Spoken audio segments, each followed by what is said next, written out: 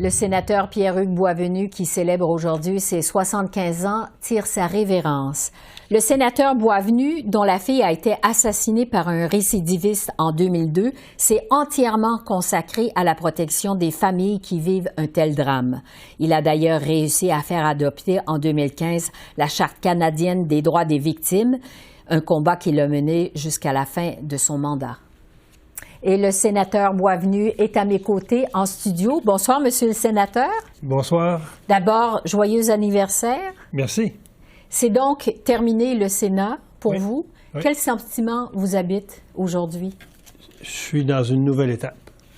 Vous savez, quand vous êtes nommé sénateur, il y a une date de péremption et une date de fin. Et cette date-là, je l'aurais souhaité la plus loin possible parce qu'il reste encore beaucoup à faire pour les victimes d'actes criminels. Mais pour moi, c'est une étape qui est terminée. Et mes filles vont m'emmener ailleurs, possiblement dans les prochains mois.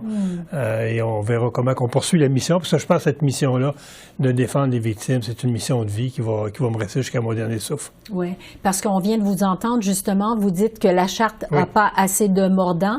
Qu'est-ce qui reste à faire? L'améliorer. Vous savez, si on la compare à la Charte des droits et libertés, c'est une charte qui a été adoptée en 1982, et au cours des années, cette charte-là a eu des décisions de cour pour interpréter les éléments qu'il y avait dedans, qui étaient théoriques en 82, mais qui sont devenus de plus en plus utilisés par les cours pour définir les droits et libertés. Et dans cette charte-là, il y a 17 articles qui traitent des droits des criminels ou des prévenus. Et il n'y a aucun article qui traitait des droits des victimes. Donc, on a adopté en 2015 la Charte des droits des victimes, mais ça demeure un véhicule avec 4 roues, un moteur, mais il n'y a pas d'essence dedans encore. Et depuis 2015 qu'elle est adoptée, le gouvernement actuel ne fait aucun effort pour améliorer la Charte. Un exemple, le droit à la participation, ça veut dire quoi?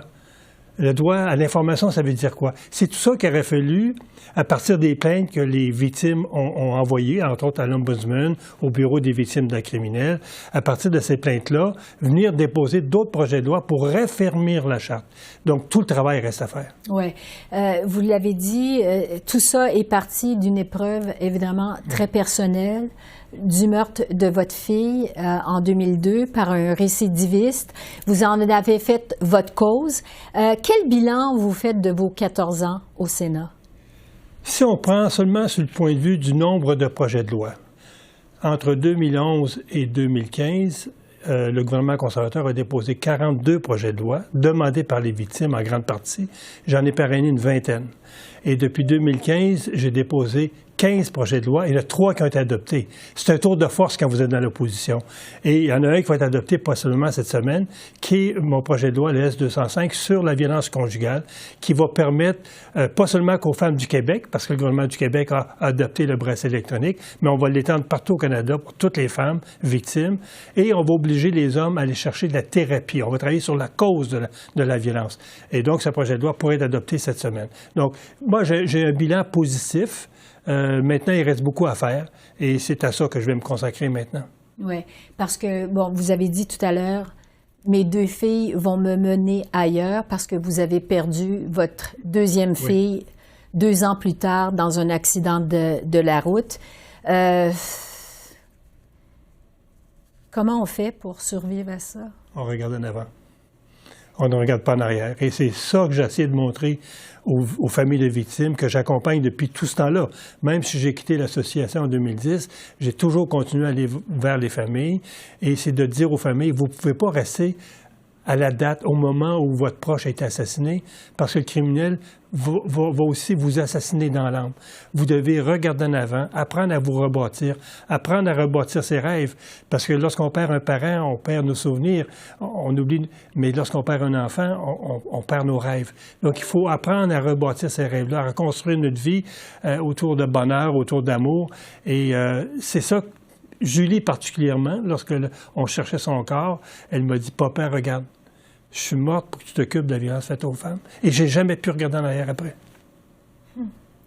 Vous savez que il y a des observateurs qui remettent en question la pertinence du Sénat. Avez-vous eu le sentiment que vous avez fait la différence? Oui, évidemment. Oui, et là-dessus, je dirais mon sentiment, il est un peu ambivalent, dans le sens que le Sénat indépendant, le sénateur indépendant actuellement, je pense que ça a un peu, je dirais, défait le dynamisme du Sénat, où il y avait deux partis qui se confrontaient au niveau des valeurs, etc. Il y avait de l'opposition, il y avait un parti au pouvoir. Et là, maintenant, c'est très éclaté, et c'est comme si tout le monde a une vision personnelle du Sénat. Je trouve que c'est plus anarchique, plus désorganisé. Puis ça, je trouve que c'est peut-être une peine que j'ai de voir que le Sénat, maintenant, c'est très individualisé, plutôt que d'avoir, je dirais, des efforts collectifs des deux côtés de la Chambre. Qu'est-ce que vous réserve l'avenir? Qu'est-ce que vous allez faire? Tout ça fait moi, maintenant. La politique active. J'ai entendu que vous songez peut-être à vous présenter avec Pierre Poilievre. C'est une possibilité. Je vais toujours demeurer conservateur, parce qu'il faut comprendre que c'est le seul parti qui a répondu à nos attentes. Retourner à l'association, être bénévole là-bas, l'association que vous avez créée. Assassinés, disparus, continuer à militer à l'intérieur de ça, travailler pour un ministre parce qu'on sait que si le gouvernement est élu, c'est un gouvernement conservateur, il va avoir un gros premier mandat, dans le fond, pour refaire un peu ce que M. Trudeau a défait depuis 8 ans, ce que les victimes ont pris des années à construire. Donc, il va avoir un gros mandat, il va avoir besoin, je pense, de gens autour de lui qui sont une figure qui représente les victimes. Donc, il va avoir beaucoup de possibilités. Oui. Je me laisse quelques semaines, et là, tous les soirs, je dis aux filles, trouvez le sentier où maintenant je me dirige. Après les épreuves que vous avez vécues, c'est votre anniversaire aujourd'hui. Oui. Est-ce que c'est possible de passer un joyeux anniversaire?